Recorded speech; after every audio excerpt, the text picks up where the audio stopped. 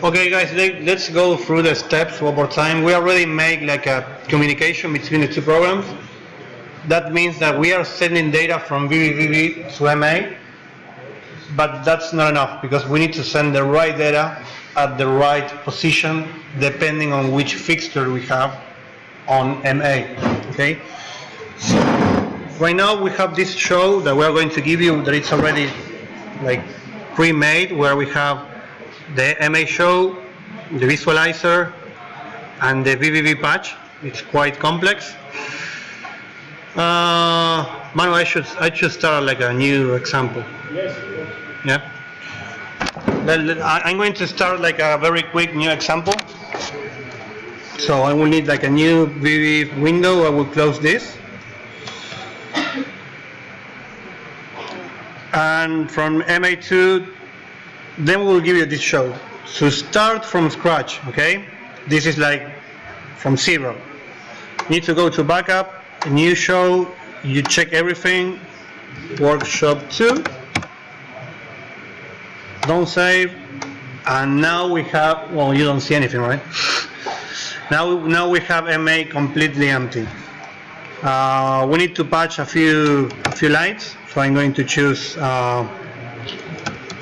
I'm going to do example with a Sharpie.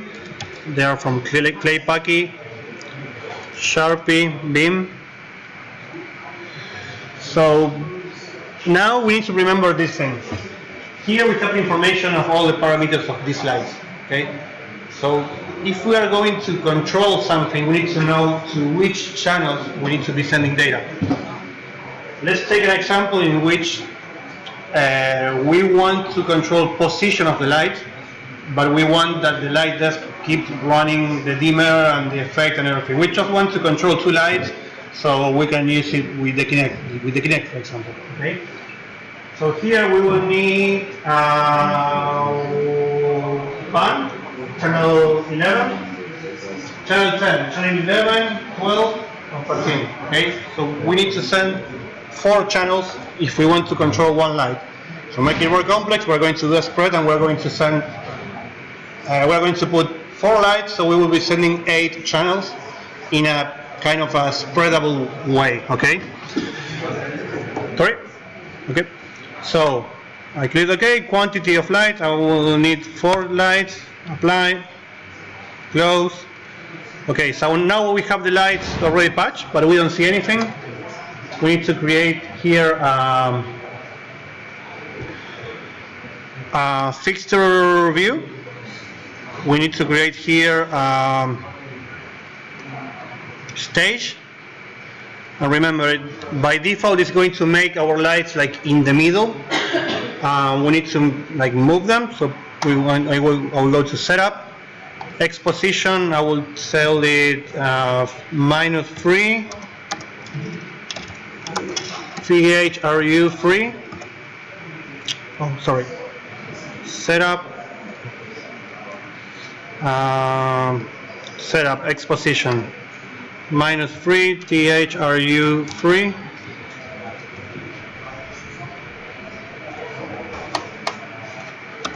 I made a mistake. Okay, please.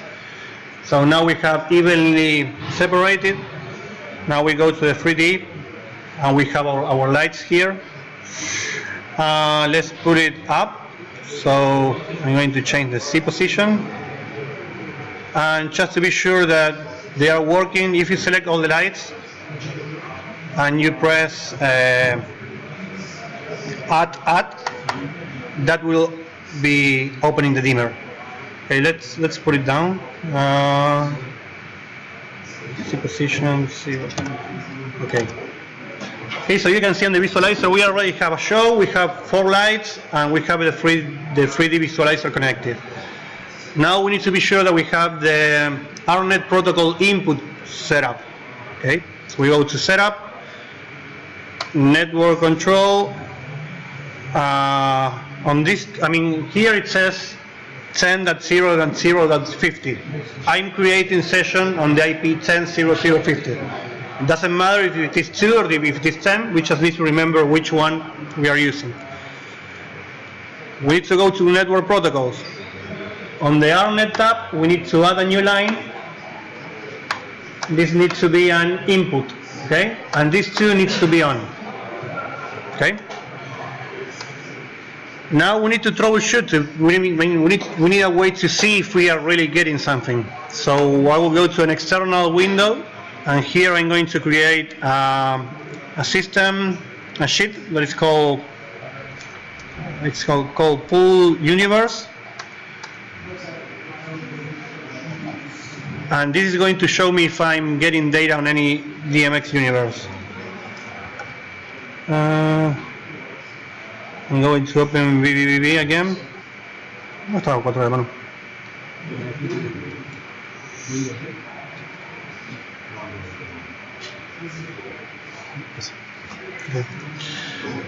Tengo una ARNet marcado acá, se ve que alguien está broadcasteando. Ah, puede ser. No soy yo, ¿no? Che, ¿cómo será esto?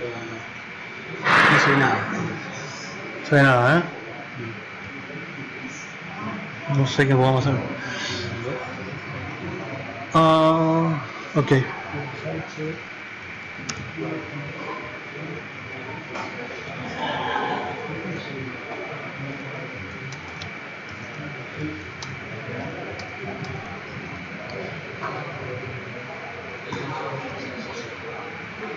Okay, so one more time, I'm on network, you cannot see anything, but I am on network 10.0.0.50, okay? So on the external monitor, I need to check if there is any movement here, and I will be sending to 10.0.0.50. You see, as soon as I click, okay, now I have that tiny ARNet thing blinking.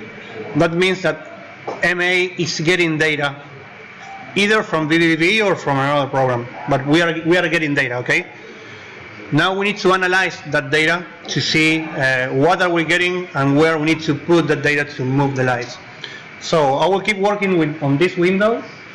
The only thing that I made is this tiny pool that says universe. So the first thing that we need to be sure that is that we have data there, okay? Next thing, we're going to make a DMX window, and from here we can see all the channels. And remember, some channels will be green because that's the information that the... Second, I tried to raise the brightness a little bit.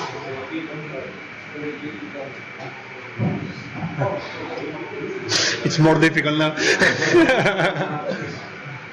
Anyone here that speaks German or that's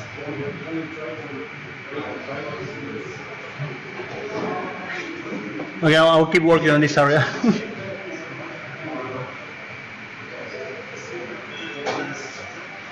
What were the chance?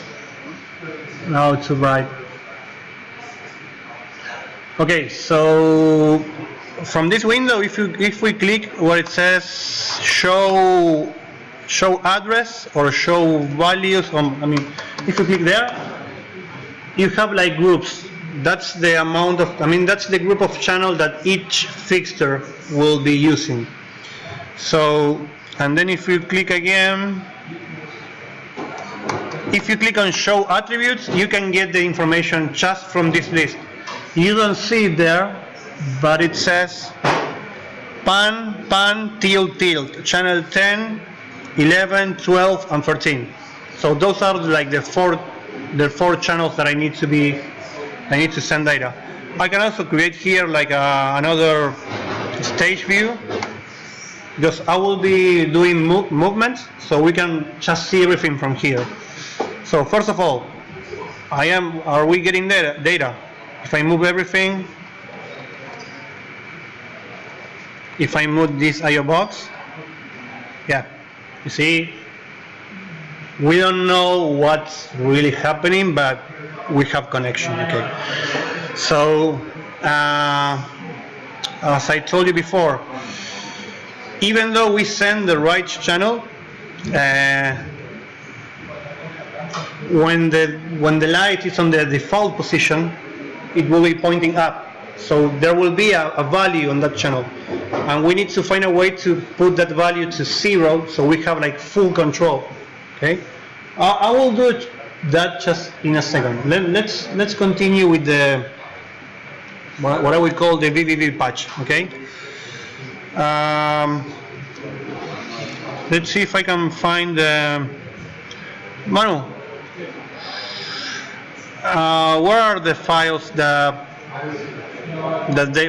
we gave to them, where we have like the standard fixture?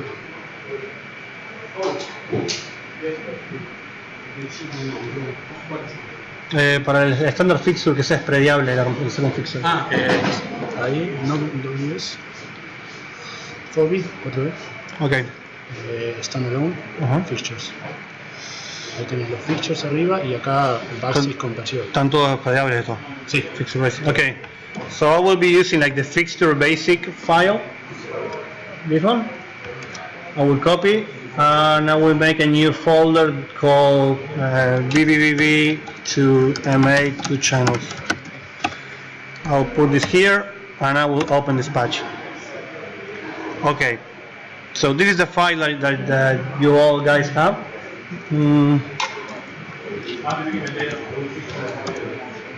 Yeah. So let's go back to NODE. We want to control pan tilt.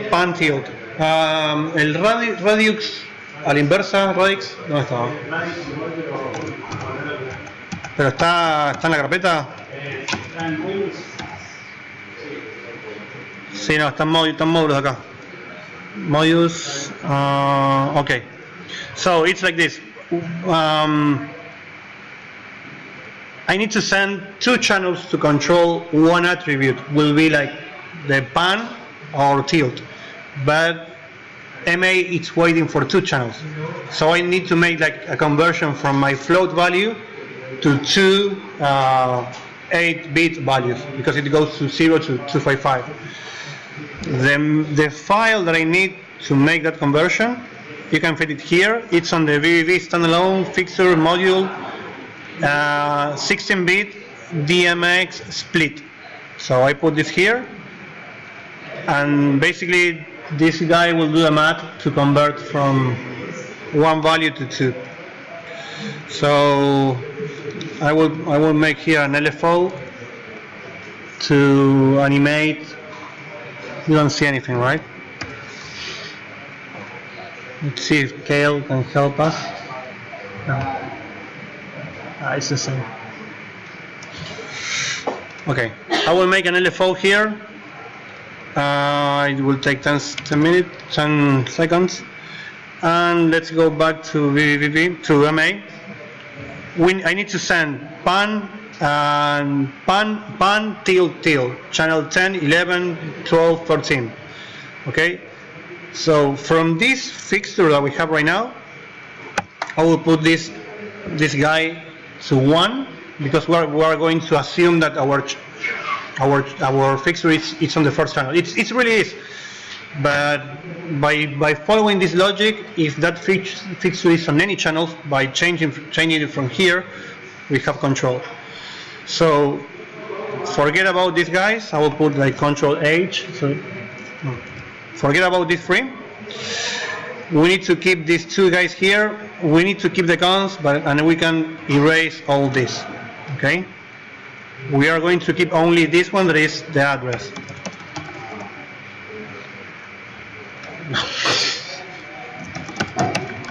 Okay. These cons, it's where we put our data. Okay. So if we are dealing with a 16-channel fixture, we're going to create. Sorry, it's a 15-channel fixture. We're going to create 15 values.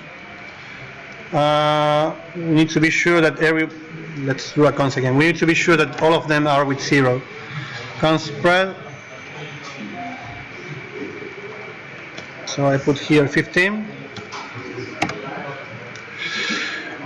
Let's do an LFO, so I can send like all these channels, and to be sure that this is working.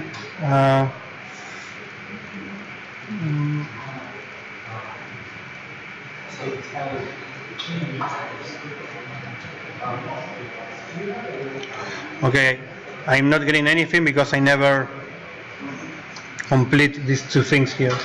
So I used to have a session that was made on 10.00.50. Okay, so go back to VVV. 10.00.50. Okay, so it's missing one. It's 16 channels. Okay. Okay, so up to now, 16. What is this size? Ah, it's not connected. Okay. Okay. So you see, I'm sending data to the whole channels that fixture uses. For example, if we want to do the same thing with the second fixture, the second fixture is starting on address 17. So by only changing here, we just move that to the second one. Okay. And this is spreadable, I guess. Let's see if we didn't make a mistake.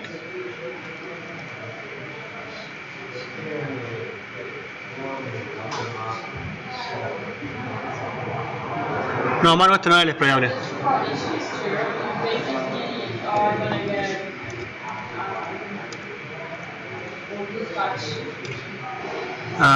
Yes. Yeah, sorry, this example is not the spreadable one. Then we go back to the spreadable one. Let's keep this going. So at the time I will need to use one of these patch for each. In this case, if we're going to use 4, yeah, it's okay. But we should do it in, yeah.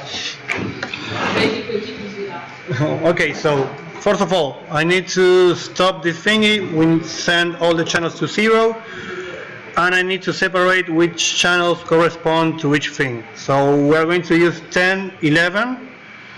So this is span, this is core span, this is tilt, this is core tilt. Okay, let's see if you can see the visualizer in 1 second. Okay, pan, tilt.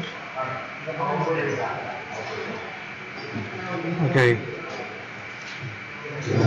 So you see that guy is moving, but only when I'm over 50%, because the default position it's already been taken by the programmer, so I cannot send a lower value. I can only send a higher value. You see, I have this below 50, and there, channel 12, it's stuck on 50. So I'm not able to send it lower. I need to tell the thingy to clap those channels to 0. Okay, so now it's when I'm going to be using a macro or a command line. Okay. Let's see if I can put everything on the same window. I need to use system. I need to use a command line. I need to tell the command line that I need an entry field so I can see what I'm doing, and then I will need a macro pool. Basically, a macro it's like typing something and hitting enter. Okay. So I'm going to leave an LFO here. Span. Okay. I'm going to leave an LFO here so we see that it's moving.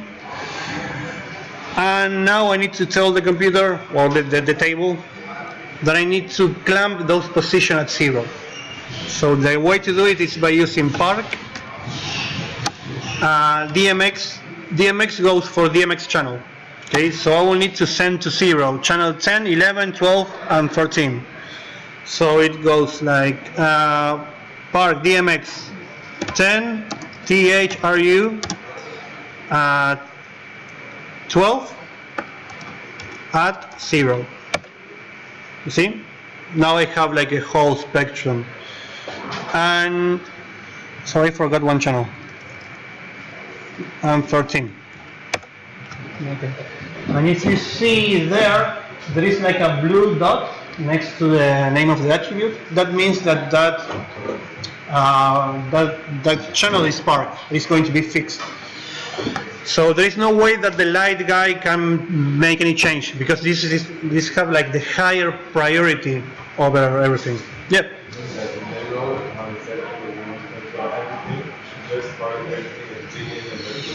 Yeah, if you really know what you're doing, you can actually do. You can do like park DMX. I mean, if you do park DMX 1 through at 0, I didn't put like an end parameter of the condition. If you put this, so this is like everything.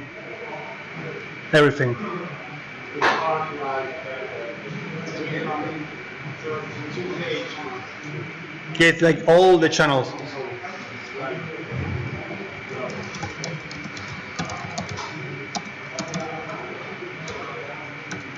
And then you need to do like unpark. So we know that this first command works. So we just copy this text and we create a macro. To create a macro, we just need to right click, new, add line, and this is going to be first, it's the button to leave everything as it was. So it's unpark DMX 1 through. So this is going to leave the table as always, so there is no change at all. Unpark DMX 1 through. Okay, and I can type label here, label, and click the macro. So I have like this pop-up to enter a name. So standard use, for example. And then I'm going to make another macro that is going to be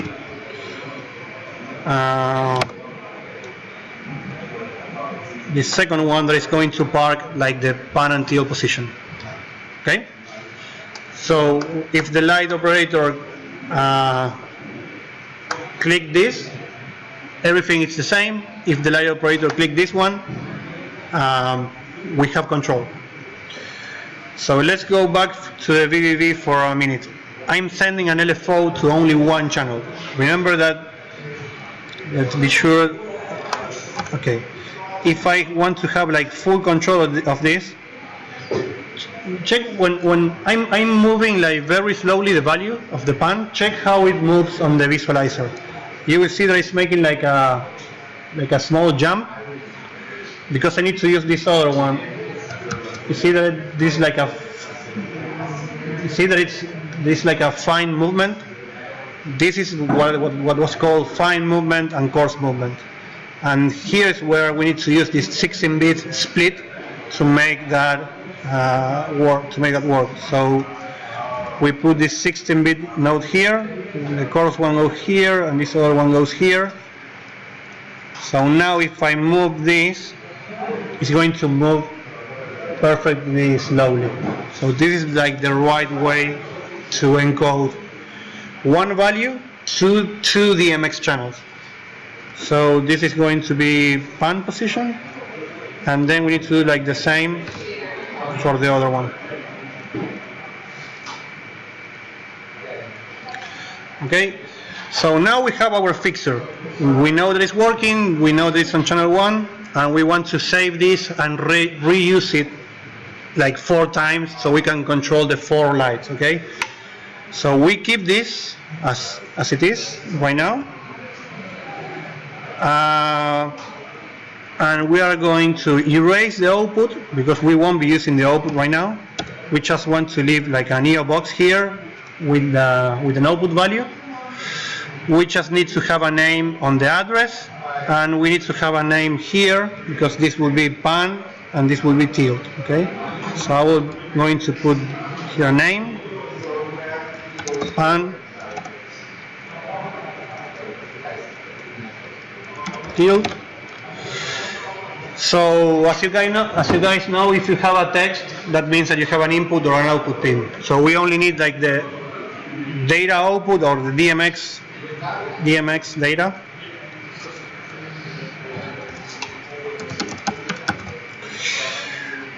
And now I have like two ways to go. I can leave the node without any DMX input and only with the DMX output, and I can connect all of them using a plus, like a plus with 4 pins. Or I can do like a daisy chain and put one next to each other. It's the same. I usually do it like in a daisy chain, so we don't need this neither. We're going to leave this a pin here that is called input. Okay, and we have DMX data or DMX data out. Okay, so I'm going to save this whole patch, save as. We were on the desktop, no workshop. We were on VVV, standalone, fixture, VVV, and this will be clay, packy, sharpie, pan, tilt. Okay, so I will create a new patch. I will close this one, and here I will put clay, packy, sharpie, and tilt control. So now we have input and output, pan, tilt, and channel. Okay. So input, we need a spread. We need like an empty spread with all the channels, and we need to be sure that all the channels are in 0. So we do like an I spread from 0 to 512. Sorry, 511. No, 512. My mistake. This is going to make a list with 1, 2, 3, 4, 5. We don't care. I mean, we don't need that 1, 2, 3, 4, 5. So we're going to multiply all that list by 0. So now we have like a 512 slice of nothing. You have to multiply that by 0. If not, the open value will be like always 1. Yeah. And you will be like overlapping the data of the whole thing. So that's why we need to be like super careful that there is anything in the middle. So we feed this empty array to the first. Bueno, me parece que puedo bajar el contraste, creo. We feed this to the first node, and we're going to make like the output DMX sender. I already have this here from before. I'm going to test it. So yeah, it's working. I mean, I'm moving that light. Let me close the inspector. I'm moving this light. So it's working. And oh wait, we also need to park all the channels from all the other fixtures. So we can edit this macro, and we can add a new line to the macro. Okay, so when you click that, it's going to execute several lines on the macro. So we need to park also channel from 6 to 9. So we edit this, we add a line, and we change this from 6 to 9.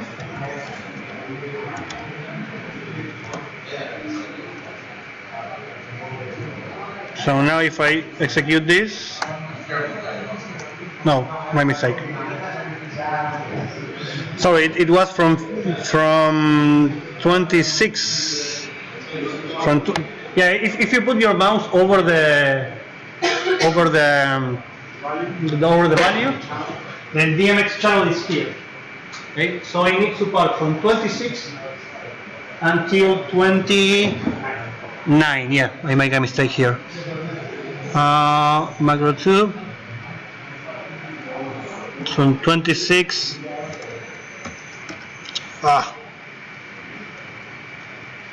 26 to 29. So if I execute this now, you see, I have the other one part.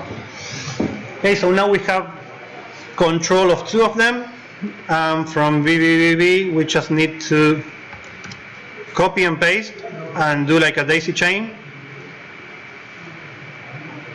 And now we have control of the 2 of them. And this other one here.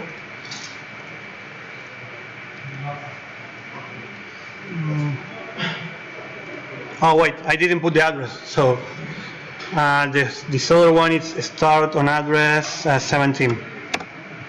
So yeah, now we have like the two of them. Another thing that I usually do inside this patch, inside the patch of the Sharpie, I add like a value that is called ID.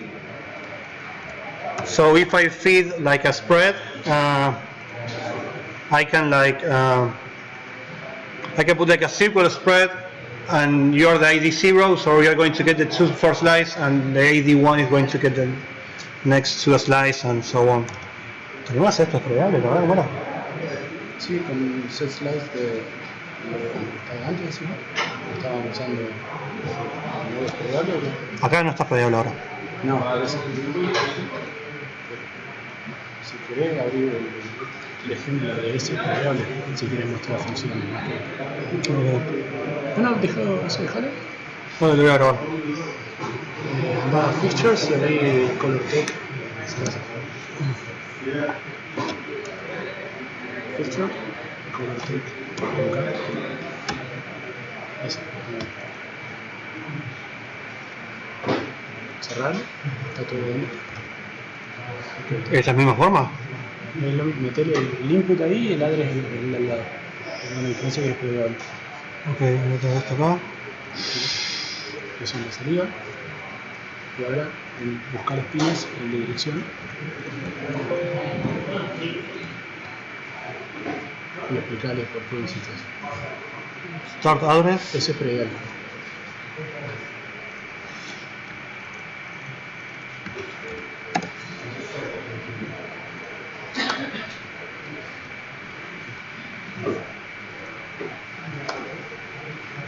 Okay, so check this. This fixture, Manuel already made it. I mean, the one that I just quickly made for 2 channels, he already made it with all the functions of that fixture. So this library that we are giving to you is like very useful, because if you find to have the same fixture and you already have this file, you don't need to redo all this again. Basically, I just put opening patch. We found clay package Sharpie clone. We feed that node with an empty spread, and we all put everything to the MA. And the start address, it's spreadable. So here, if I put like a spread of 4. Yeah, and so are all the other values. So it's very easy to create a spread instead of having to decompose the input spread. So we just work directly with, it's like very fast for patching. So we have 117, the next one was 33, and the other was 49, 33 and 49. Okay, and we need to park, let's park everything just for a moment. Park DMX1 through at 0. Okay, so now we have control of everything from here. But as Manuel says, because this is a spread, we can do like wave shaper, sine, LFO,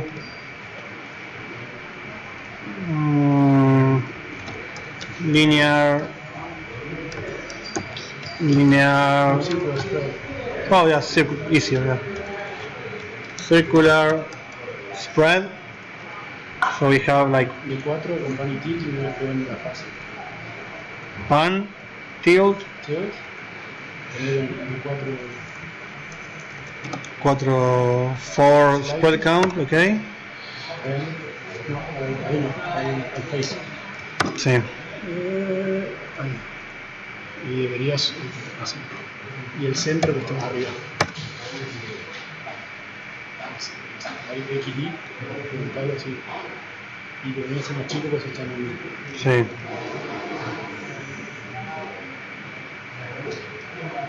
So now by controlling the center, we are having like a full control of this. So now, for example, we can use the math of VVVV to do like trigonometry. Let's see if I'm connected. No, we're not connected. Ah, los videos que te pasaste en el right? No, está escrito. Una carpeta que dice, no, workshop DMX.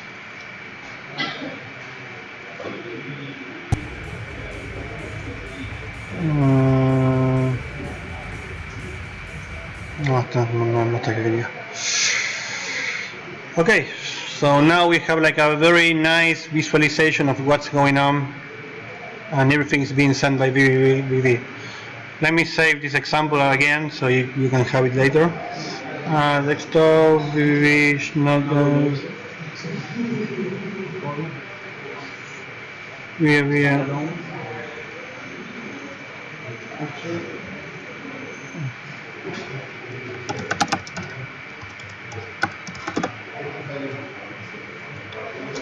Okay, for example, we have here one that is called color. So from here we can change color. And as Manuel said, showed us before, if we make this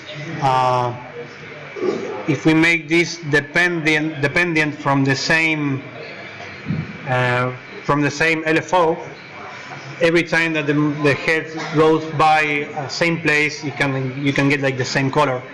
For example, I can do like a map. Unequal con epsilon. Unequal.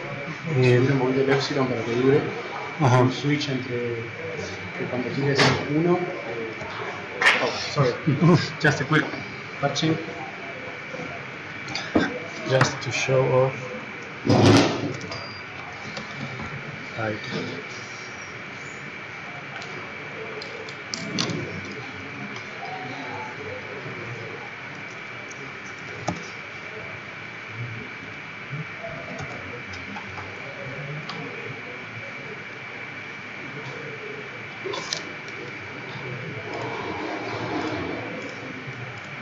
Now you have all the lights going into red when they are at 0.5 position plus some little epsilon value. It's like a very easy way to get together more than one parameter to work in here.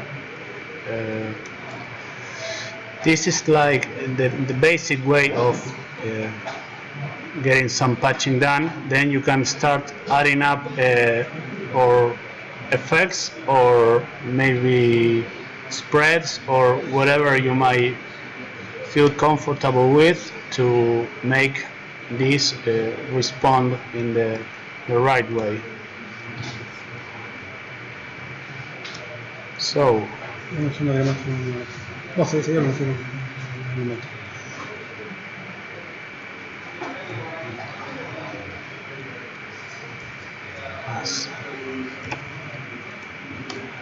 we have a situation once a few years ago where we have like Sharpie 5 meters, a Sharpie 5 meters, Sharpie, and it was like a huge line of Sharpies, like 10 here, 10 here, 10 here, or 10 here, and 10 here. It was a huge stage.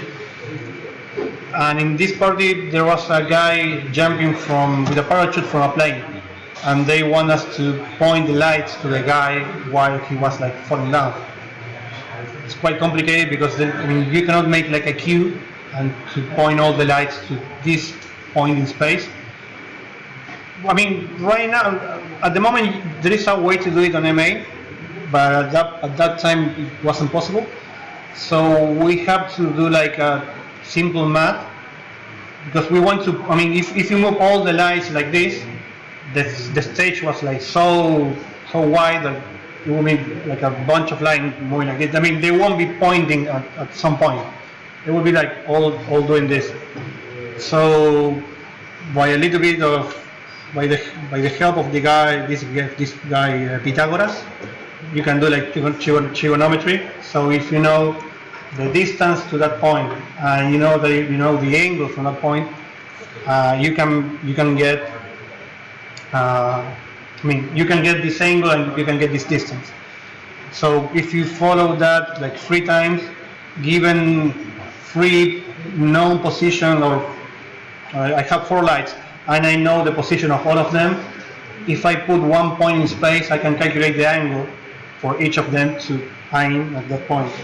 So we kind of did something similar to that, and I have a video here where I think you saw it on the.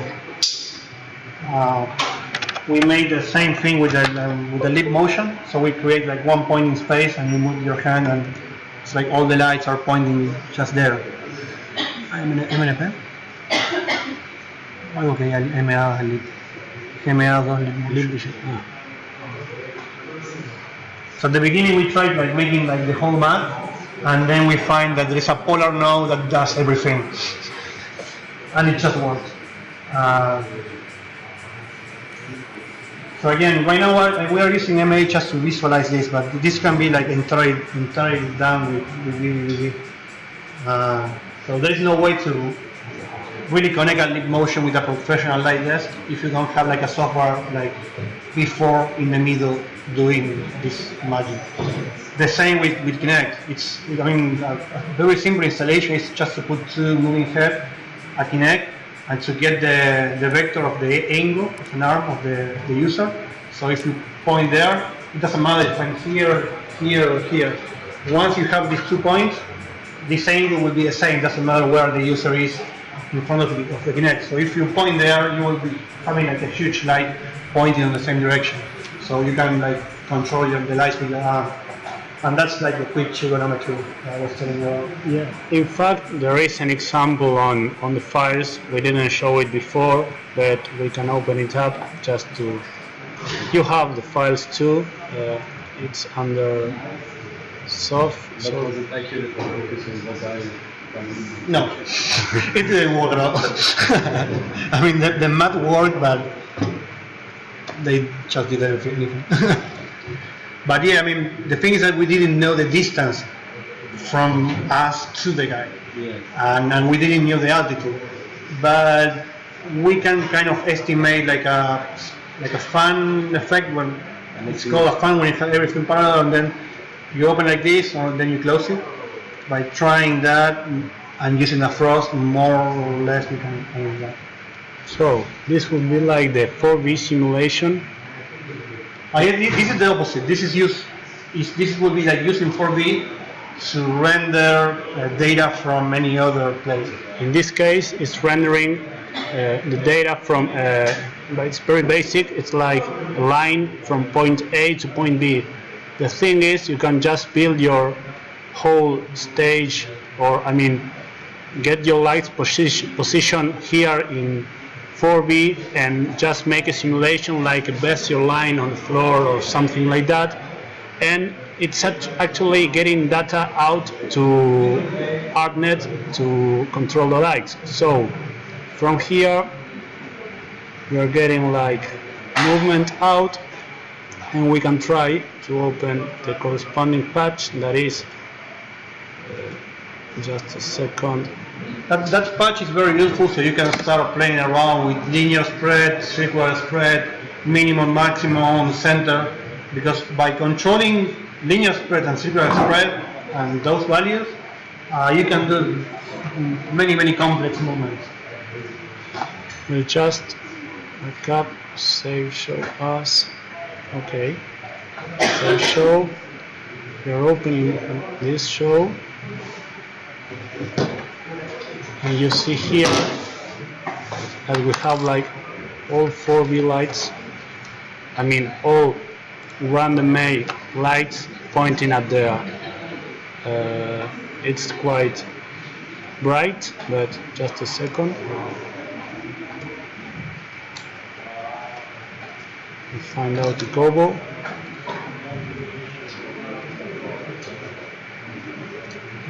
Okay. There it is. Is it a little bit better? Cerrar la ventana de conexión.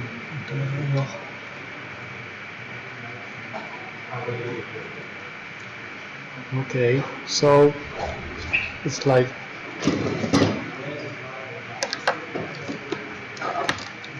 if we move things around, lights will try to replicate what is going on with a simulation that is based on position, not on a polar position, but on a vector position. So you can have like your spread of positions for that quads from here, like it's called FX bank, but it's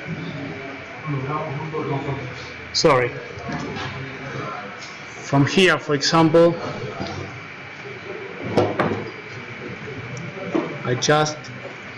let me check.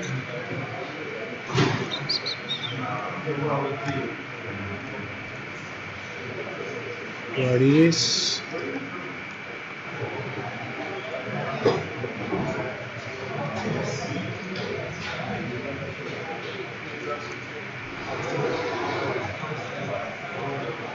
So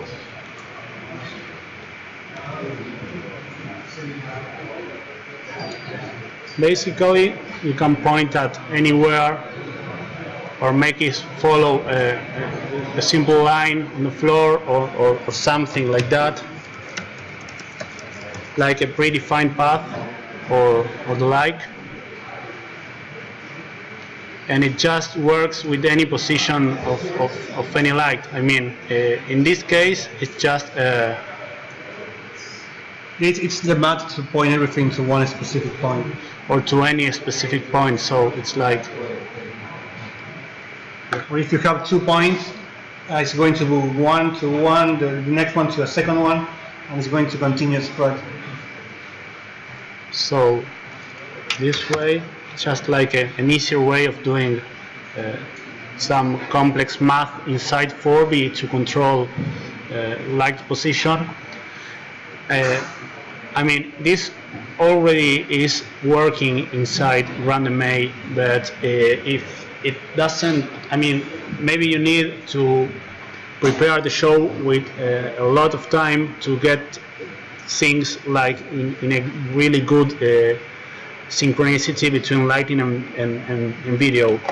Otherwise, if you have like this thing computed from 4B, you can have like some event triggers that depend or are very time specific, done by 4B directly. I mean, if you want a dancer to appear on stage and get a light pointed at him, you can just like synchronize the lighting of the guy without having to have someone follow him or have like a very complex tracking system on the light. Just like choreography and the thing. I think you don't rely on having a cue or very precise time-based cue. It's like a different approach to doing some, just maybe the same thing, but in a more flexible way, I think.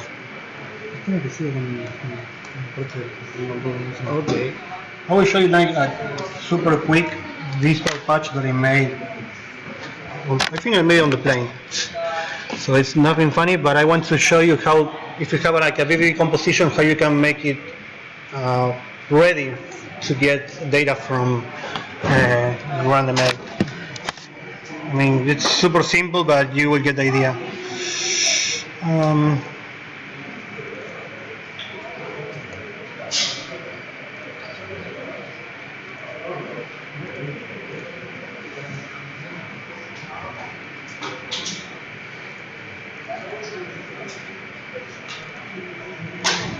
No, my mistake. It's around here. It's annoying.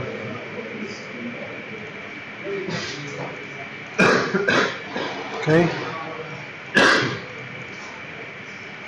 So I have like this kind of V4 patch, which is super simple. Actually, it's like this. Basically, it's like a 360 image. I mean, this is a 360 camera with long exposure, so I wrap this thing around the sphere, and the sphere are like moving around with some echo and whatever. Now you see, and if I put only one, and if I put the camera far away, so yeah, that's the patch. Okay, let's put it as before. So if you made a visual content, and this visual content is going to be controlled by a lighting desk, for sure you need like 4 channels: intensity or dimmer, RGB. Okay, so that's mainly what any light operator will want. Okay, so this patch is what is doing that thing over there. Right now I'm like rendering full screen quad. Let's see. Yeah. Right now this is the patch and this is the render. But at some point this is going by a full screen quad that is over here. So on the full screen quad, if you realize, you have a color, and if you change this color, you are changing like the whole composition. So just by doing this, you just put an RGB color join and you put this here. So that's the composition in the same way that I did it. And here I have red, green and blue. So if he told me we need to go violet, just leave red and blue, just kill the green, okay? And there you have violet. So the only thing that we need to do is to map these three things to the data from the table. So we need to do like DMX receiver, and here we will have all the data. For example, right now this value, it means that we didn't got any DMX frame since 27 seconds ago. 2000, okay? So if I do like a DMX sender, and I just, DMX sender,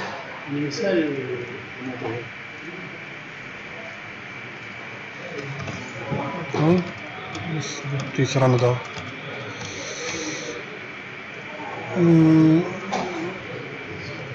Okay, one more time. If I have a DMX sender and I send something, that goes to 0. Okay, so this is like the same as before. If I'm sending like RGB, I'm sending like a cons with it's like I'm making, I need to kind of make like a fixture for my composition. But right now I will be sending like 1, 2, 3, I will be sending 11 channels over DMX, just to see something left out. And the channel 2 is going like up all the time. Here I have, on this node, I have the same thing that I have here. So if I do like a vector for this split, the channel number 4 is going up and down. The channel number 2, yeah. I mean, don't use a vector, just use like a get slice. And select channel number 1. So that's mine. Okay, so these 3 guys are sending data, these 3 are receiving data, so we just map this one to the red channel and that's it. So this is like a very quick way. The other thing that you can do is like, for example, control, in things like this, you can control like camera parameters. I have this camera that I made a long time ago. So on my camera I have like a movement, like animation movement.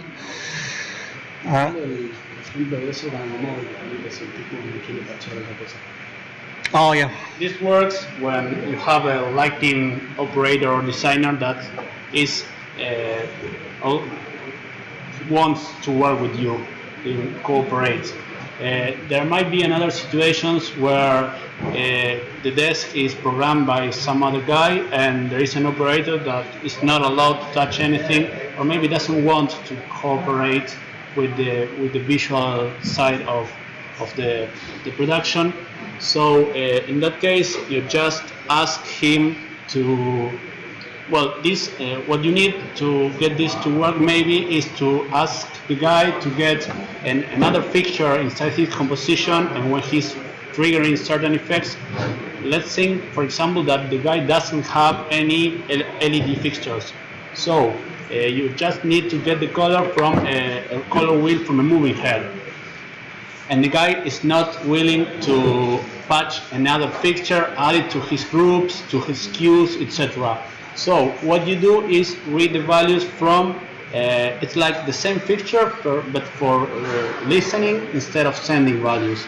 It's the same logic, you just make a patch for listening DMX like just he did, sorry, but what you do is listen for the channels. Basically, this is a little patch which has two types of moving heads, 4 of a robbing point and 6 clay keys, sorry. Inside it, of which you have like the unzip. It's like a spreadable node also. You can ask the light guy to send you a wire and an Ethernet wire with the data in a universe into you, and you just listen to this universe, and the guy gives you the patching from the moving heads. Yet you just put the value inside here, and this will get, in this case, this is made with a library for this moving head. We know that channel 8 is dimmer, and channel 24 in this case is color. I mean 24 because, oh no, sorry, 23 and 7. So channel 23 is color, it has a color wheel. So what we do is, sorry. One more time, remember, this is the example. The lighting guy don't want to do anything, I won't be changing my show, it's already fixed, I don't want to do anything.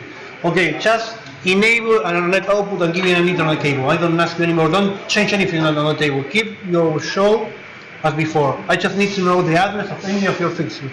Once we have the address, we use this.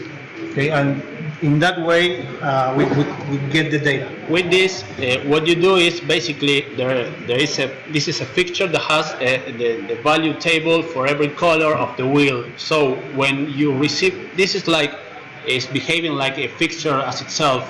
When it receives a certain channel or a certain value, it will put the color in that position. In this case, you will get a slice with the color. So you just make, if all moving heads go red, your composition goes red independently, or I mean, it doesn't matter if he didn't send you a special RGB values. You just get to know the library from the moving head, and it works. It goes out like that way. You just have to write it down once, and then you have a node that you can reuse as many times as you want. Quick example. Well, it's not actually this one. It does, no, estamos allí, with the well, I don't know where is it, but we used to have like an example here. In this case, the lighting guy works with us, and it wasn't a problem to make this happen. But basically, we are working in front of the stage. We make like it's like an LED screen here, here, and here, another three from that area. We wanted to do like a composition that match what you see on the screen with the lights. So, okay, you have your beams. It's like a line. I'm going to make a line, and more or less will look the same. The thing is that we need to keep the colors completely in sync. Now we don't see anything because of the projector, but that's everything is red. That's the composition that may basically try to mimic one from each other. Then it changed to blue, and you see everything is in sync. Then it changed to two colors, and then we have like two colors. So I can go to the toilet now, disappear for 1 hour, and my composition will keep working by another guy chat. It's like useful too for triggering some certain effects when you have like the lights go off in your screen. I mean, you can use it on any way. It's not necessary to make it work just like with exact color, but it's a useful way of getting data from desk console, from lighting console into 4V. So that's pretty much it, I think. DMX app and receiver, you need to set any address, or is it this? Which address is it? If he's using a, let's put the scenario. If he's using a console. You mean the receiver node? Yeah. Oh no, this is going to give you everything that is being sent to your IP. The only thing that you can change there is to choose which universe you are listening. Where do you set it in? It's on the inspector. I mean, in grandMA2, you need to specify. Yes, you have to set and on. Let me show you that. On the output. The light guy will have to go to setup, network protocols, and configure a new output. Add output. Sorry.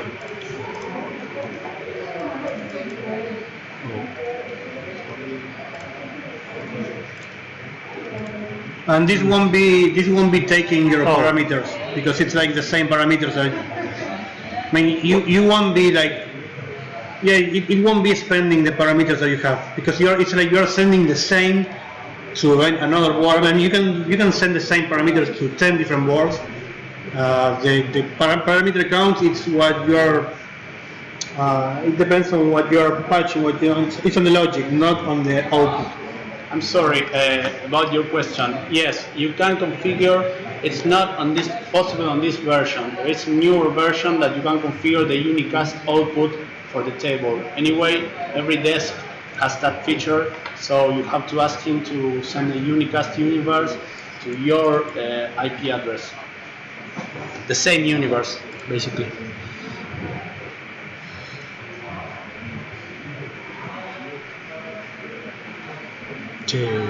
Pixel. Same.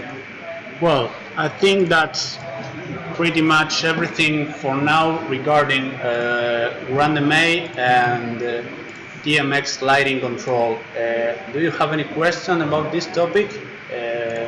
Or we shall move on with Pixel thing? No one? Okay.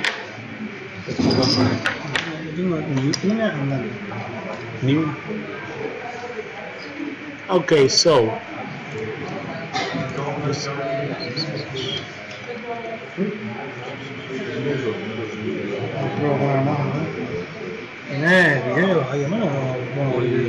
no, pero sí. Okay, give me a second. Se conecta. 20030.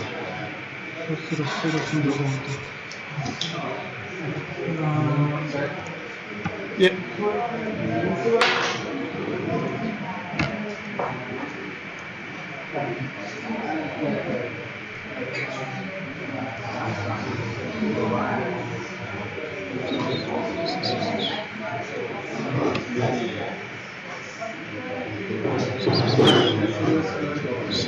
Close.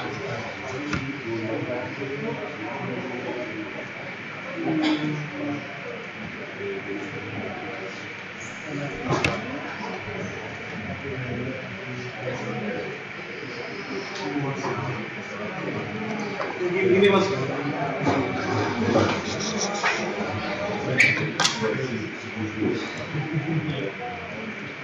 okay.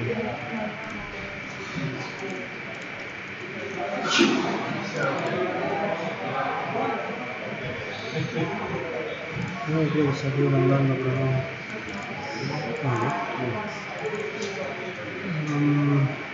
En mi completo. ¿No? No. Acá, no sé qué IP tiene. Hay que preguntarlo al VVVV.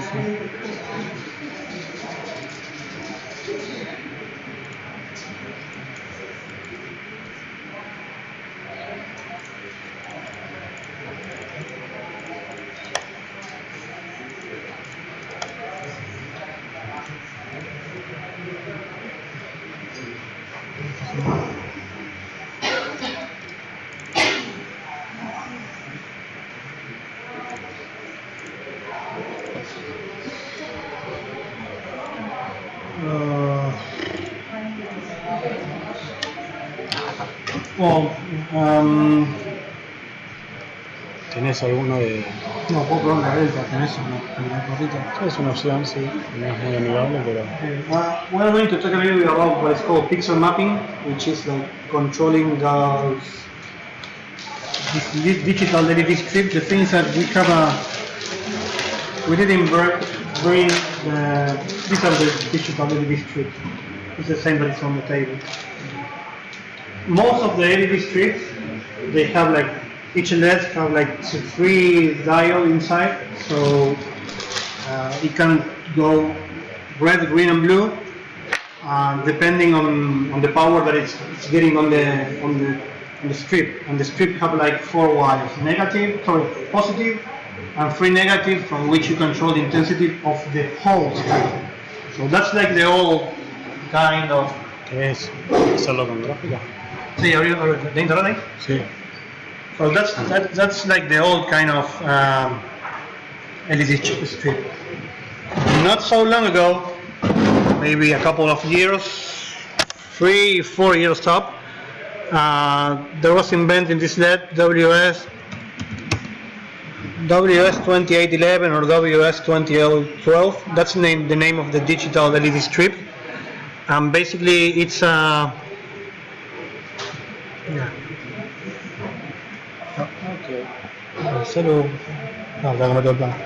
Basically, it's a digital LED strip that receives data from one pin and then sends digital data to the next one.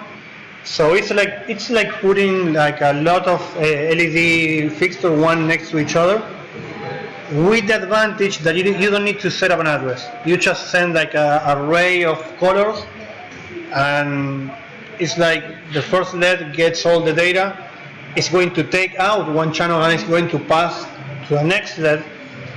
Not the same amount of data. It will be like the same package without the first one. So by doing that, the whole strip gets automatically realigned. Okay. The thing is that how do you control those strips? There are different ways of doing that. With fixed controller, we are like building our own Wi-Fi controllers, are like these little guys. We are going to get this working later because we have like an issue with the router. But basically, the idea of this guy is that it's going to, you just put this on the end of the strip. You put 5 volts to the strip, and this is going to make an access point. From the access point, you connect your phone or your computer. You have like a web page, and from there you can set up and tell it to which router you want this thing to be connected. So this thing is going to restart, and then you can control it from there. Right now I have this other controller working, and we're going to show you like the same, but with this guy. This is the same thing. This is DMX from one side, and from the other side just 5 volts. I'm using the power one. So we can just connect the computer to the board, which is this one.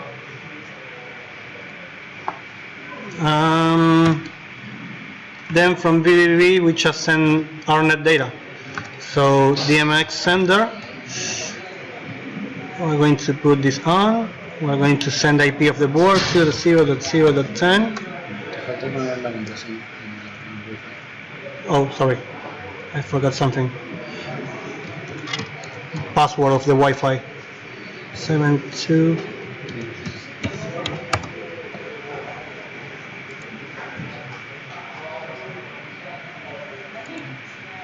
Go. Is anybody else connected to the board now? No.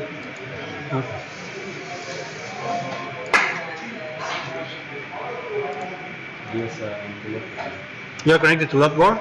yes, get me connected before, right? Yeah, I think so. Yeah, please. You haven't disconnected? I need to disconnect. Yes, please.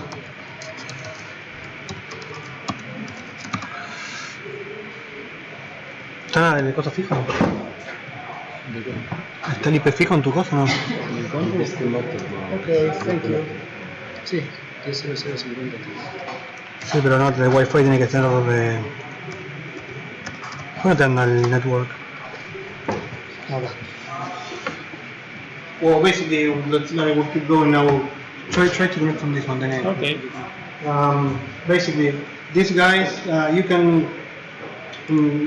We are like manufacturing these things because sometimes you need just to use an LED strip to decorate something, and you don't want to like put wires. And the signal that these strips use is only one wire. Where in DMX we have like we are actually using 2 wires because this is like a balanced signal.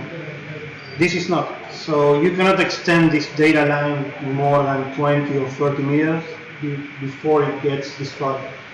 And on one cable you can put up to 6, 7 or 8 DMX universe. So it's like 10 times the amount of data on a single line, so that's why you cannot extend it. So that's why we are using this thing. So doesn't matter about the technical question. We want to go to a logic. The thing is that how can you control so many pixels? So that's like a problem. So the easier way of thinking it is like thinking like each video. All of you knows what is the pipette node? Pipette, it's working?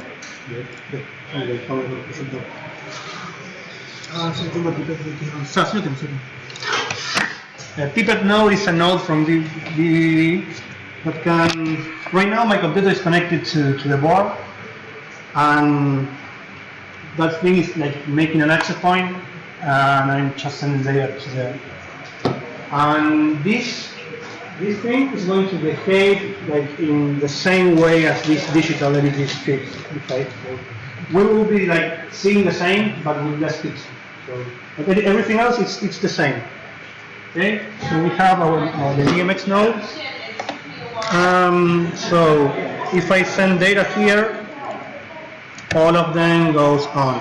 If I send a 3D vector, I can control red, green, and blue of all the channels.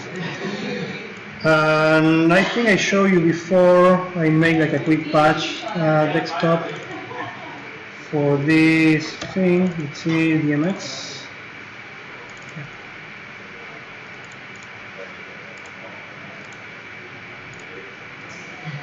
Okay. So let me put this here.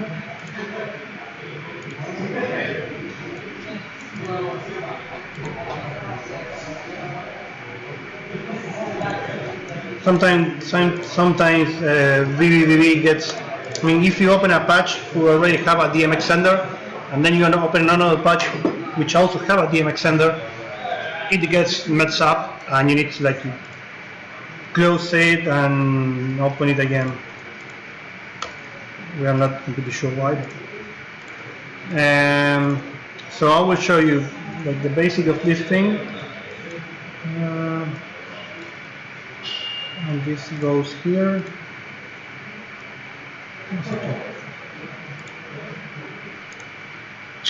Oh wait.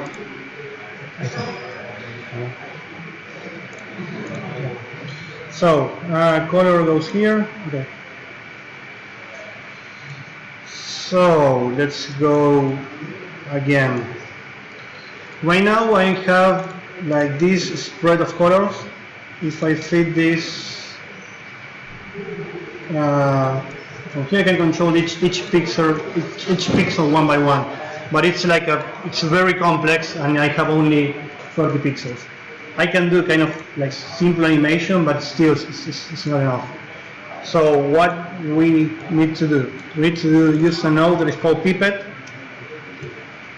This node it's made in DX11 and it's made on DX9. I will show you the DX9 because you have like an example. If you press F1, basically what it does, this thing right here, it's not a texture, it's like an EO box. So from a given texture, from that texture is going, texture is going to give you the red, green, and blue data from a given point. So, for example, if I tell this here and here, Okay, right now I'm feeding only one point. So if I move this point around, the color will be changing. Oh, sorry. Assets. I forgot the texture. Okay. If I move this value and this value, the color will be changing because it's like I have this texture or I have this something with an image. Your t-shirt. Yeah. Now it's not so funny. I have this texture. So this goes from -1 to 1, from -1 to 1. And if I send 0, 0, x 0, y 0, I'm pointing here, and this is black. So the output is black. If I send it here, it's like gray. But I can also send like a spread of points, and I'm going to get like a spread of colors.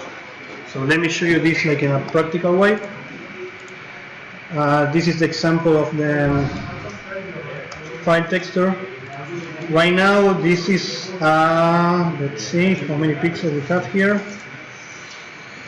This is a 50 by 50 sampling texture. I mean, I have 2,500 colors on this texture. But you can do like 10. And here you need to put like 10 by 10, and you will be sampling like 10 colors. It's the same image. So by using this, from a given texture and a given way of sampling the texture, I can get the colors that things need. So let me copy this example. We will be needing some 20, no? Let me see.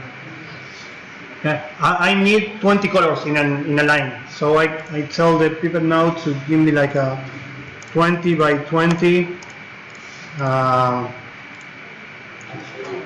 20 by 20 grid,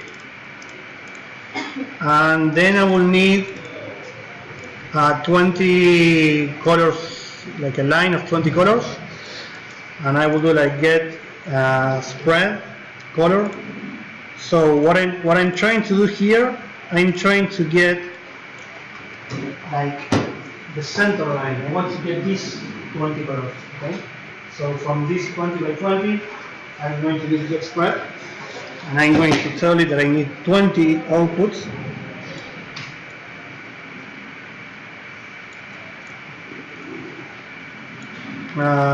So it's get slice. So I can, the difference between get slice and get spread. One is going to jump group by group, and the other one can move one slice at a time. Yeah, I will be using get slice because I have like slice of colors. I need to tell you that I need 20. So I think that this is like the center of the image, more or less. Okay. So what else do I need? I need a DMX node. So let me get the DMX node from this patch, and let me save this as save as whatever. Then we will type everything up. I don't have a texture. Let me open that texture, and then I need my DMX node. Let's put this on 0. And I will need RGB color split. Vector. Yes. So now I have 20 red channels, 20 green channels, and 20 blue channels. And then I need a vector 3D join. And I just do like this. Boom. There we have it.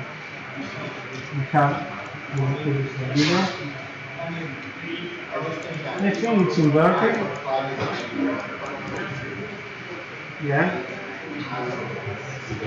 The light is upside down, maybe. What? I was about to move the line away. How do you reverse the spread? Reverse spread color. Yeah. I knew it. I just want to be sure that you knew it. And that's it. Okay, makes sense. Yeah, no, but what is inverted is the light. And in any case, don't worry. So now we can forget about the DMX stuff and we can focus on doing like animation to the texture. So for example, I don't know which animation I use. Yeah, levels. Lapa. Oh, lava. Yeah, lava DX90 there.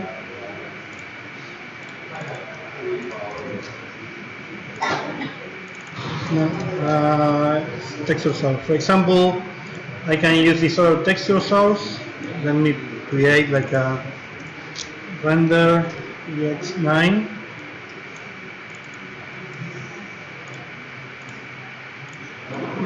So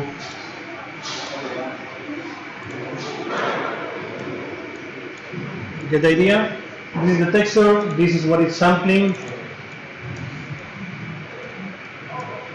Okay, let me put some color here so you can see that. Okay, this is the texture, this is the sampling in low res of the texture. And then I just need to animate the texture a little bit, integrate differential, and I have like a time thing here.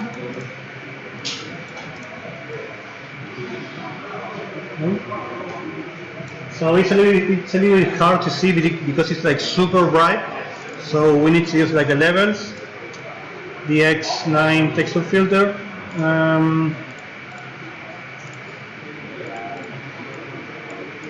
then I'm going to change my levels. Now we are getting something. Okay. So doing this from it's very hard to do the same in a different way.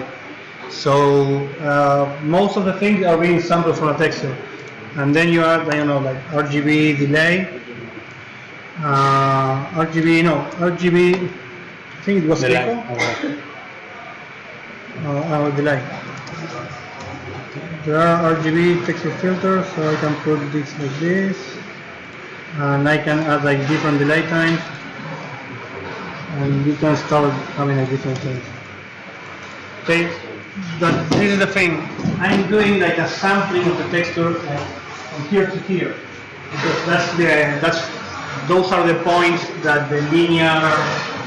Sorry, I'm not doing any kind of sampling here. I just made a grid, and I'm like cutting a slice of a 2x2 grid. There's another way of doing this. It's like putting 2 points and making like a spread of points, so you can do this like in any shape. So let me open an example of that.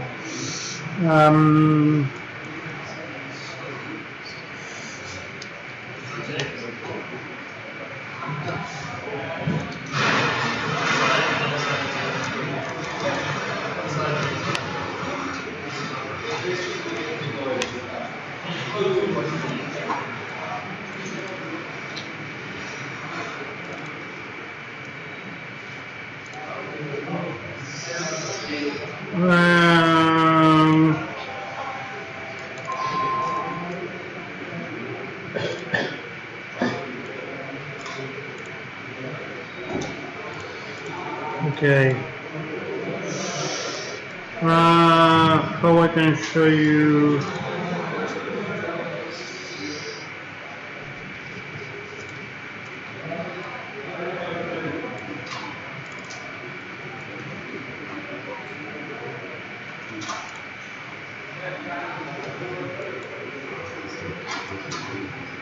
Give me 1 second. I want to open this way of showing you this.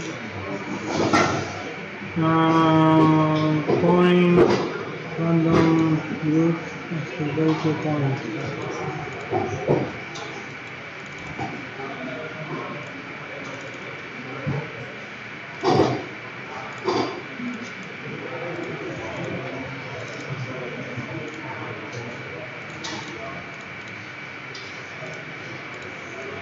Okay, map.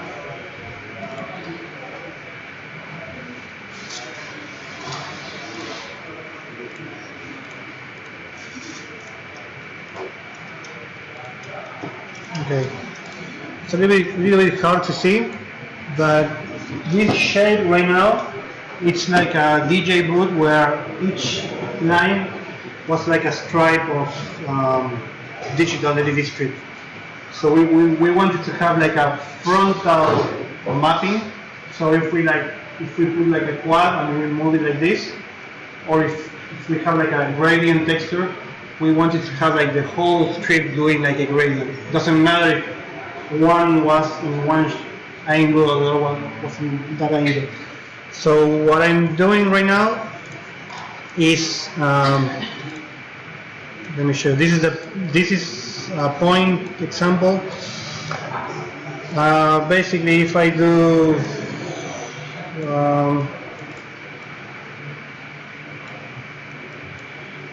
let me show you with two linear spread. Cons spread. Okay. So these two cons are my I'm forgetting something. Wait. No estamos hablando un segundo. Ahí. Okay. So right now here I have like two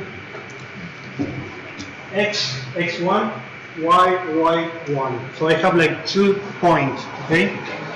So by moving this, I can move the 1 point and the other one. If I do like a linear spread and I fit this here,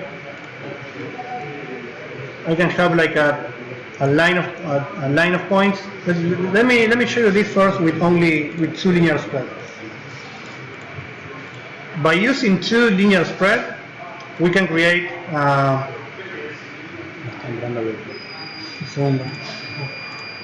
by using two linear spread, we can create a sampling line. Okay, it's like we can create a line at any given position. And if we feed that vector, all those points to the pipette, I will be getting the color from that position. So if I'm from here, I can move the line. From here, I can move it, and the width will be like the angle. So how did I map that? Let's see. That was like the budget. It's something.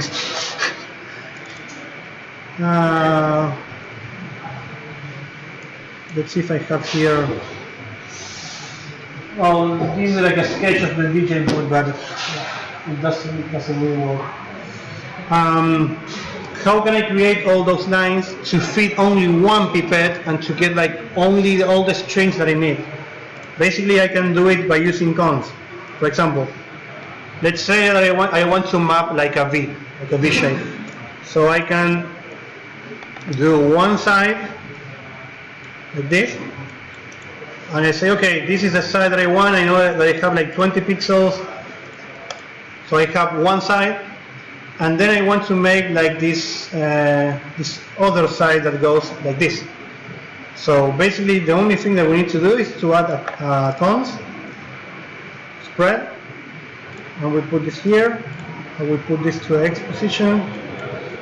Same thing here, because this is a Y position, and now I need to like recopy those two linear spread and fit this second point. So now I have two lines, and I can continue my draw. Okay, so by doing this, input position. By doing this, I can create all my sampling points. So when if I feed the position of all those points to the pipette node and a texture, it's going to give me like an array of colors in that specific order. So let me show you that. Right now, I have here 80 points that correspond to 80 spreads that correspond to 40 different points. If I send this to a pipette DX11, and I feed the XY, then I need a texture. I'm going to use the same texture.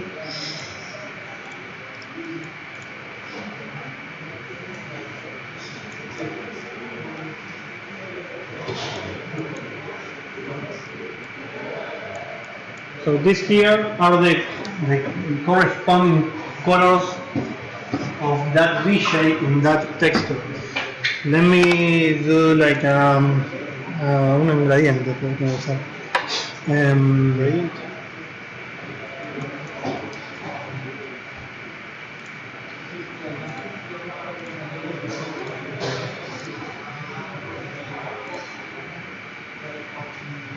Yeah, se me ha complicado de ver.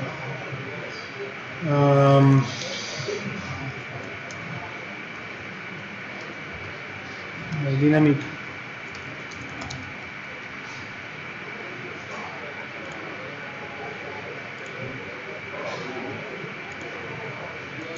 Well, you need to trust me on this one because I don't have like a very cool example. But basically, to do like this complex sampling, you need to follow this logic. So you have a pair of linear spread for each contractions of points, basically. There are other softwares to control digital LED strips. For example, we have this one that is called Jinx. But when you do the mapping from here, you can only map like in vertical position or in horizontal position. There is no way to map like what we did before. Or for example, if I get a strip of LEDs and I make like a circle, and I want that circle to, I put the circle there, and I put a projector, and I want that if the light of the projector is here in this pixel with blue, I want that this pixel to be blue. So you need to map all this in a circular way. Well, you can use like a circular spread, and you do it in the same way, like this and like this. So now you're mapping your text in this way. Basically, it's just point and point and point.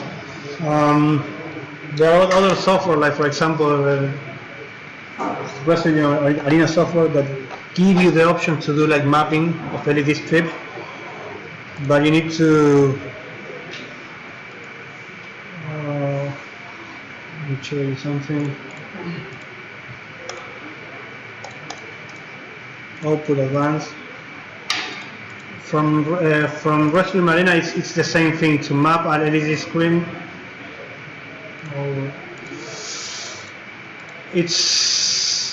I mean, this software gives you the chance to do like shapes, but no, don't worry about Resume Arena. We won't be using this.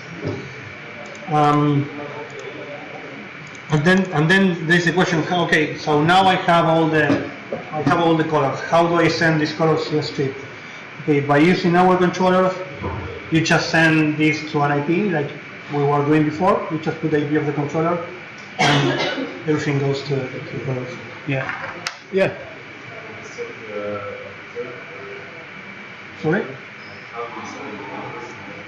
How do we set up this? Yes, I'm not going to. No, I don't have this working because I didn't. I broke one that was working. I give it to one of the guys, and I bring like the programmer and everything, and didn't make time to program the rest. But I will before the end of Node, so you will see this working. But basically, the logic of this is that so before you put power to a strip, it's going to try to connect to the last saved access point. It will fail because you don't. I mean, it's set up for the access point in my house. So it's going to put itself as an access point. So you connect to the controller, and from a web setup, you tell okay, connect to this router which have this name and this password, and then you just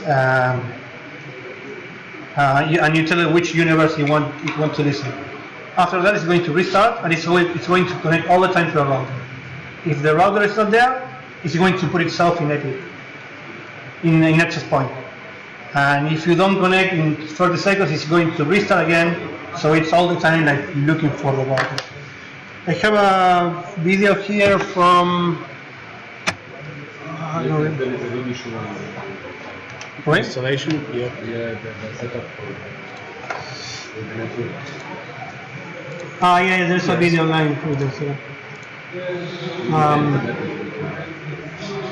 I'd like to, well, basically, besides all the configuration things, I think that all this setup goes in just in the same way as we have been practicing earlier. It's just like this type of controller is an ARNet-based one. It's just like the same if it's Wi-Fi or if it's wired. There are a lot of controllers on the market. Some of them are wired and some of them are not. But I mean, they speak ARNet, so it's just like the same way that we have been using. For example, I think Entech has a Pixel control hardware, and there are a lot of brands. But the thing I think is you have to just the interesting part about for using 4B for this is like you have a very high level of freedom just to map almost anything. Like you can create a Bezier shape and just make the points follow the Bezier, and then you can put the line on I mean the strip on any way, and it will work. There have been some guys showing that you can like do a camera calibration for pixels, like you turn on one pixel at a time, and oh, I know that guy. I know that guy. Where is it? The end, about 1 minute to the end. 1 minute to the end. Okay, this is an installation that he made, like mixing this. What you can do with pixel mapping plus VVVV. I have an example, but this one is better. So.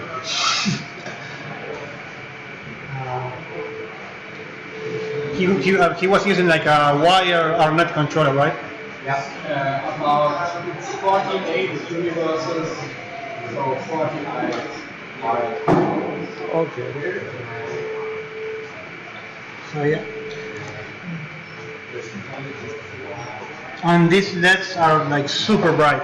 It's catch your attention because it's super bright, and the response time is like it depends on the controller, but you can get up to 90 Hertz.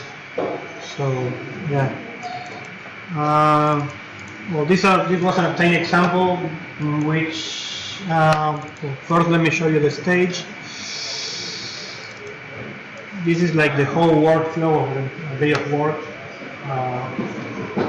Electronic music event. They didn't give us like the 3D stage. They just send me a PDF, and I told them, dude, if you have the 3D stage, why don't you send me the 3D stage? No, because it's like my property. Okay, I will do it again. So we just like rebuild the stage in 3D Max. Then we made like a mapping texture calibration in V4, because we wanted to be able to put up. I mean, if you are like on the left side of the stage, like looking in that way, I want you to be able to see only one texture, not like this all the texture like moving. So I just got a few images and I put it around. So you see, if you are on the left side of the stage and I press that option, you will be seeing that texture. So by doing that, I'm able to send like text to one side of the stage or to the other one, to the other side. And I'm able to visualize how it will really going to look from the audience point of view. So once we set up the whole thingy, we went there, we have like everything already solved. So we start like dealing with DMX, grandMA and VVVV. So the line operator, he was sending like the shooters. I was getting that data, and I was just blinking a quad on the same place as where he had the flash. So if the lights turn on, my screen is going to turn on exactly on the same position with that kind of glow thing. So it's like the whole thing. It's only one. And then I think I don't know if any of you listen to Nine Inch Nails. nails, ¿cómo se llama el show? Tension. Tension. At the beginning of this. The current video showing the setup for the. Yes, it's showing the setup for the. If you want to know how to set up, well, it's there. If not, just we'll tell you about it. If you see this show, they are using one light that I call Atom. I don't remember the name. What? Es la Ayrton. Sí, ¿cómo se llamaba? No. Well, those lights that are like a LED matrix, so they are using like a lots and lots of DMX channels. It's super hard to do this if you're not doing like pixel mapping from a texture, because it's like some very small changes between one pixel and the other pixel. So this was the reference of a guy who told me, can you do the same? I already have the lights. I was like, yeah.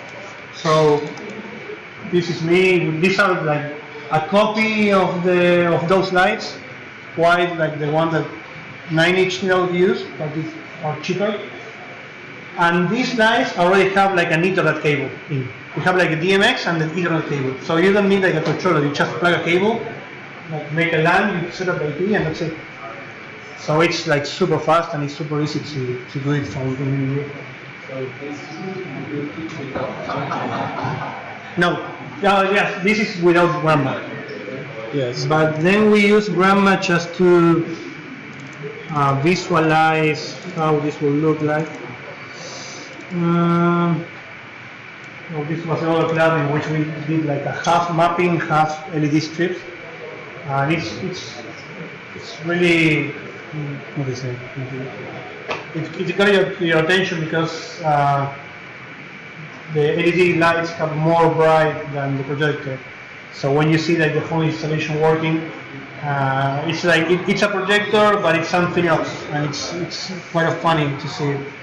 And here we have left like 6 meters of LED strips, and these are like wooden pieces of. It's like a circle of wood that is separated from the back wall. So we have like this space to put like 6 pixels of. So we make like 6 pixels, 3 cables, 6 pixels, 3 cables, and we map that to texture. And all that is being controlled by the.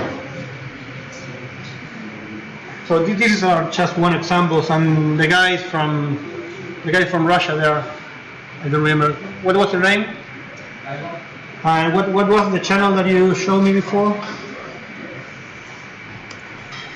Your Vimeo. He made another great pixel mapping installation. So I would like to show. So far, guys, what do you think? You have any questions? Do you want me to? Could you show us the video for making the setup of the internet connection? When you open it? Yeah, I will show you. We will have all this controller finished by tomorrow, the next after. And we are going to use them with a sound installation that another guy made. So you will be able to see them working there. Okay.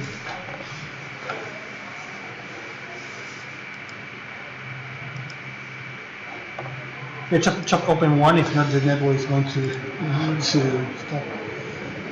So, yeah.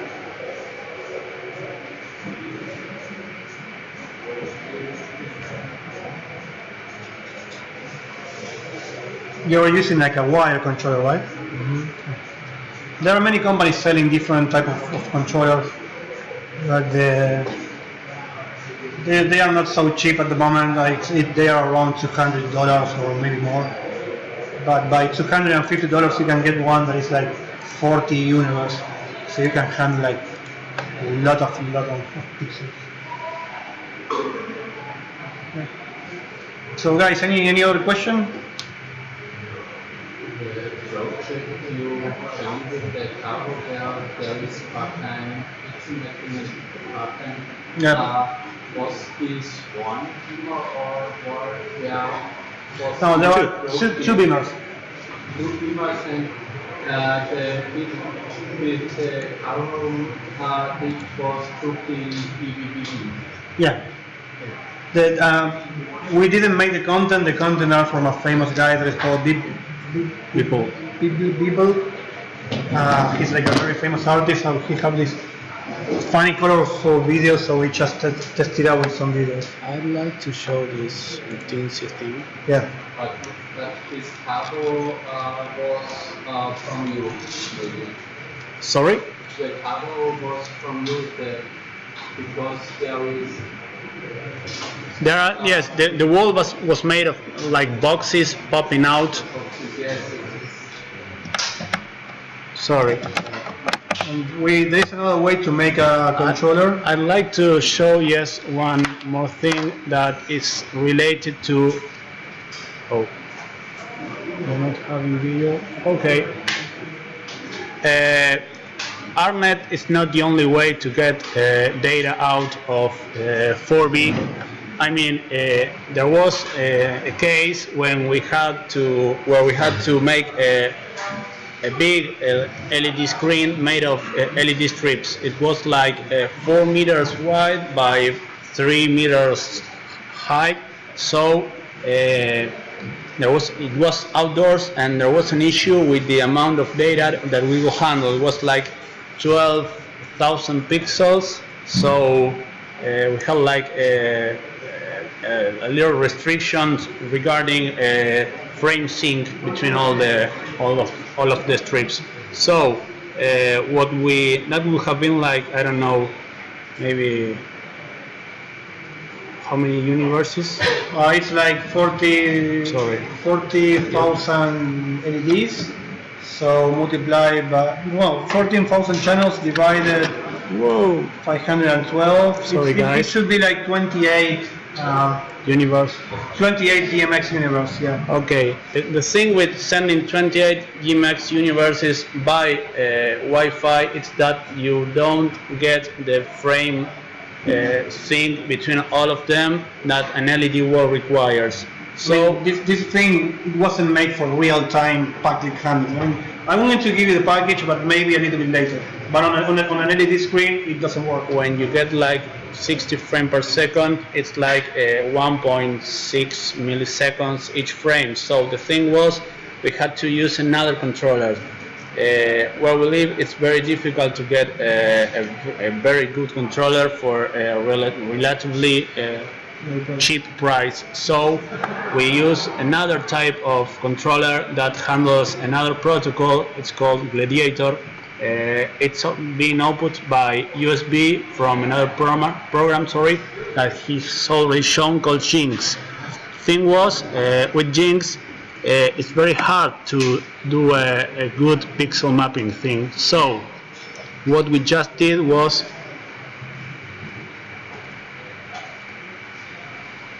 make all the pixel. The thing was that we divided the screen in modules, like 8 modules, and every module had like 3 logical outputs, like with 600 pixels each. So we had to make the LED strip go up and down and up and down for every module. We have to invert like each slide of texture. We had to prepare the texture to be up, down, because it was like a zigzag. And plus that, the screen was like this shape. So it was very hard to think about how to do the mapping in a straightforward way that would allow us to like overcome any type of problems that we could probably have and that we had. So this was like the original mapping thing. It's very similar to what he has already shown about making a line and sampling that line. So for example, if we use the Jinx, imagine that this is like a huge spreadsheet. It's like I need to go to the A17 through A27, and then this goes up to here. So I need to make another jump to A20 to B, whatever, and it goes to the opposite direction, and like this. So it will take like forever to do it right, and that program is so bad that it doesn't have like an undo option. So if you mess it up, that's it. So it was impossible. So the thing was basically we made like a spreadsheet with all the strips length and the strip position. It depended it was like you have to know if the strip goes up or goes down. So with that on two CSV files, we just made all the strips and get that data inside 4B in these two little boxes. We got the data from here. So first strip is like, let me show you, like 59 pixels long. This is like a very basic situation because all the lines are vertical, but the hard thing was just getting all the positions and directions in a correct way, because every strip was different pixel count order. So with just this, we made a sample for all the pixels from the texture, and then we decided, or we set it if it was inverted or not. That way we could just get all these strips sampling a texture that is 1 pixel wide, basically. So after that we apply this inversion and we stick all of them to the top, basically, and we end up with this texture. This was the texture we fed to the other program via Spout, making a texture like 80 pixels wide. That was the resolution of the screen. So with this and using this kind of mapping, that is pretty straightforward, because you can just start from the first pixel in the row and just go down with the pixel count that you have on this chart. You can just make all the mapping way easier. So if you see down here, they are all different. Yeah, the reason why we are using Jinx is because Jinx can talk with the Teensy, that is a controller that can handle like 4,800 pixels for each Teensy, and each Teensy is like, I know, maybe here is like $30, $40. So by $120 we were able to get 12, like a lot of pixels, 12,000 pixels. And with the advantage that we have like 8 plus 8 plus 8 logical output. It's like you have a wire that will go for 6 meters of strip, then you have another wire. So if there is any problem, we only lose one module. We don't lose like the whole screen, and we can build the screen in a modular shape. Yeah, this would be like the texture fed to the TNCs. It's like here the logical is pretty similar, because this protocol is not RNet, but it's outputting RGB data anyway. It's like a serial protocol, and then you get like for 4.8K pixels on each controller. So we were feeling like this goes up to channel 14,000, I think, yeah, more or less. So this goes all to one controller. In an RNet universe, you can get up to 512. Here you can get up to 14. Well, I don't know. It depends on the frame rate, but like 14,400. It's like a raw data. It's not split in universe. So with this, basically, this is what the controllers get when you get it to see it on the screen. All half of the strips are inverted, and they are all on the center, so the image gets reconstructed. Unfortunately, we don't have any image because it's just being finished. Like I think it started yesterday. Sorry. So it's like we left without. I just have only one picture on the WhatsApp, so I'm still waiting for it. But the latest things is a Teensy 3.6. Sorry? No, it's with USB. There is a way of doing the same with Ethernet, but we don't have that shield. We were able to get the Teensy, so You get how much out of the USB? like 4,800 pixels per Teensy. across eight. Can I start the USBs? Yeah, I mean, on this computer I was able to put like a USB hub and put two Teensy and have two Teensy below a USB 3 hub. In fact, this screen uses 3 of them from just 3 USB ports, and you get like here we are using like 11,700 pixels, but you can go up to, I don't know, a very big pixel count. If I you have tested enough. up to 4 Teensys on the same computer and it worked up to 60 frames per second. So it's like a cool alternative to a controller. Thing about it is that it works, that protocols is called Gladiator, and Jinx is one of the few programs that do it. So you have to find a way to do the correct mapping for it. If not, it's gonna be very like boring, because you can only map vertically or horizontally. The good thing about that is you can use 4B and send the texture via spout to it. That's what we did.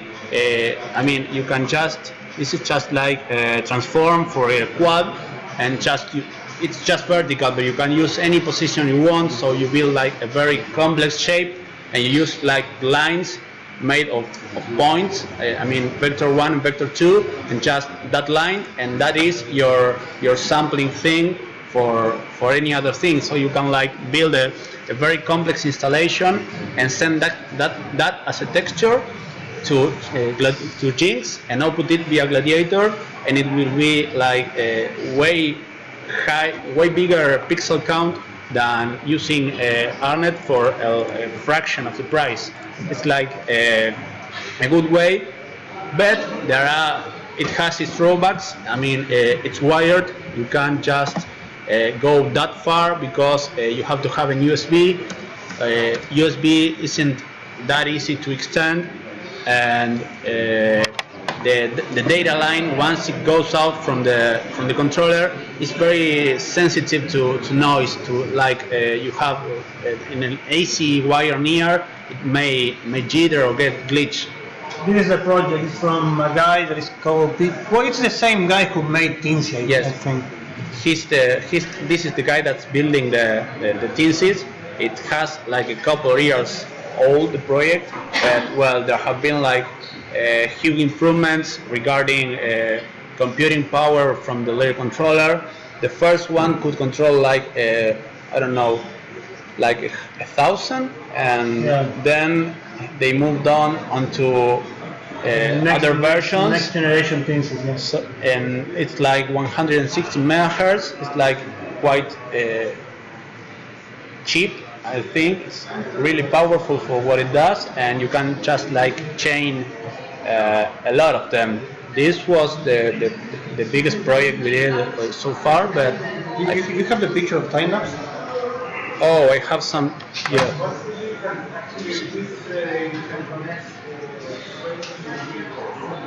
Sorry? No.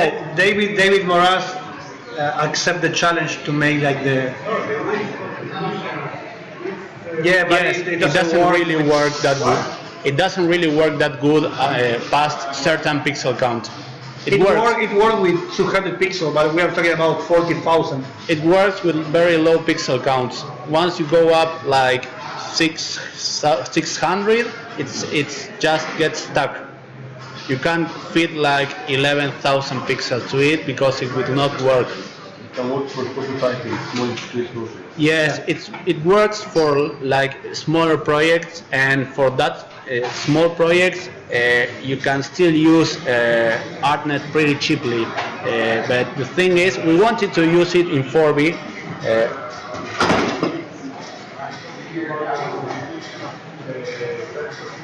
Yes, I get. We tried it, but it only worked up to 600 pixels. Once we went up that value, it just froze for me. It's quite a shame, but this is a rather good alternative just to do the same. You just use Jinx as an intermediate program, and you output this other protocol, and it just works way better. I'm telling you, we did like 3 teensys with 4,000 pixels each, more or less, and it worked really good. I have a question.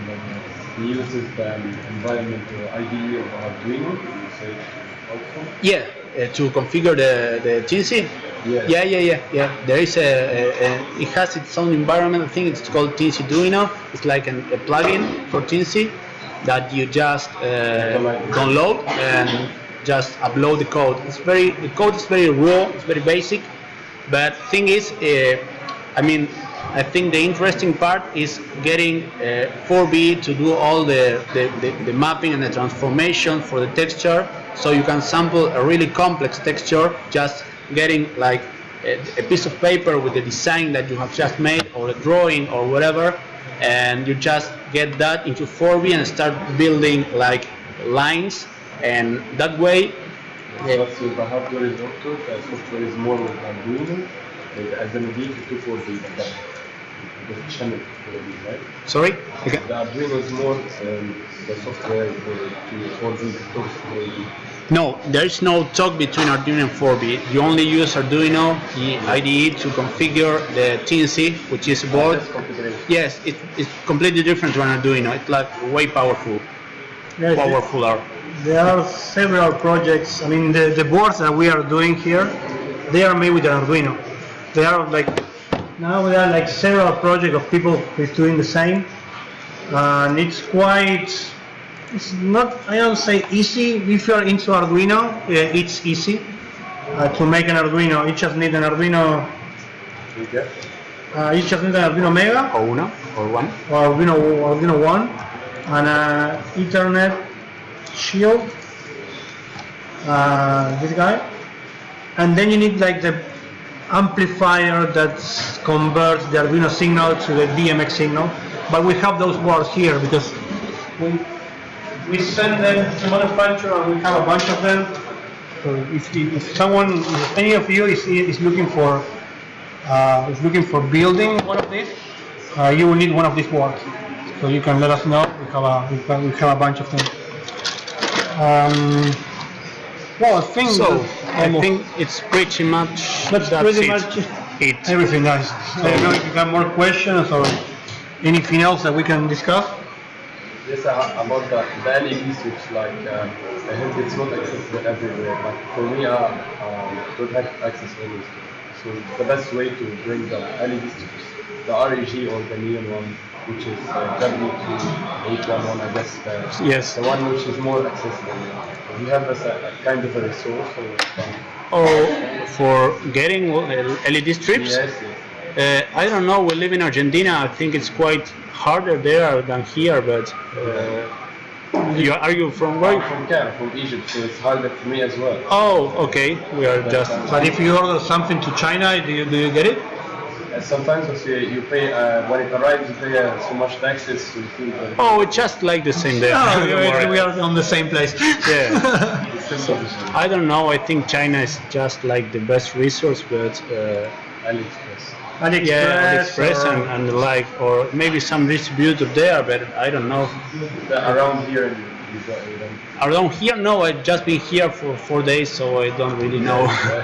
Like No, they are not easy to get, and maybe you can get one in a store, but it will be like 10 times more. Because some people, they need 10 pixels to do a project, and they just bought a 100 euro strip and then divide it. But if you're planning to do like a project like the one that we made, you need to get like a good smuggler that can get the things into your country without any taxes at all. Yes. Because if not, there's no way of doing that. No way. so. Well, thank you. Thank you, guys.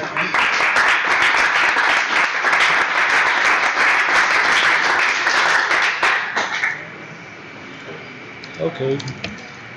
I think just for the record, this was recorded, so I think we'll upload this just if you need it or whatever later. So together with some other contribution files that we didn't show, or maybe we showed but we didn't discuss, or maybe you have it but we didn't discuss them. just for you to get more resources to practice with.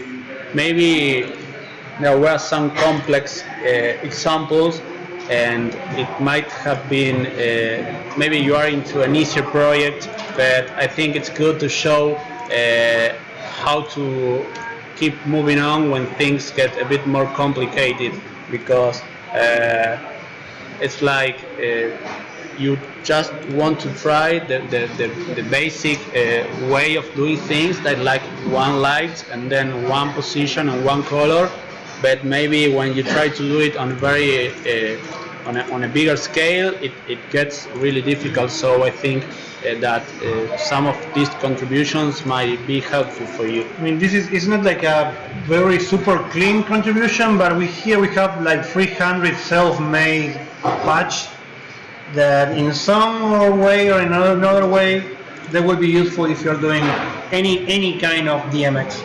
So right now you have the files. Most likely we will upload the contribution, but maybe later. Kind of the node thing is like getting the file first. So enjoy this file. Okay, that's it. That's it. No, it's okay. You're welcome.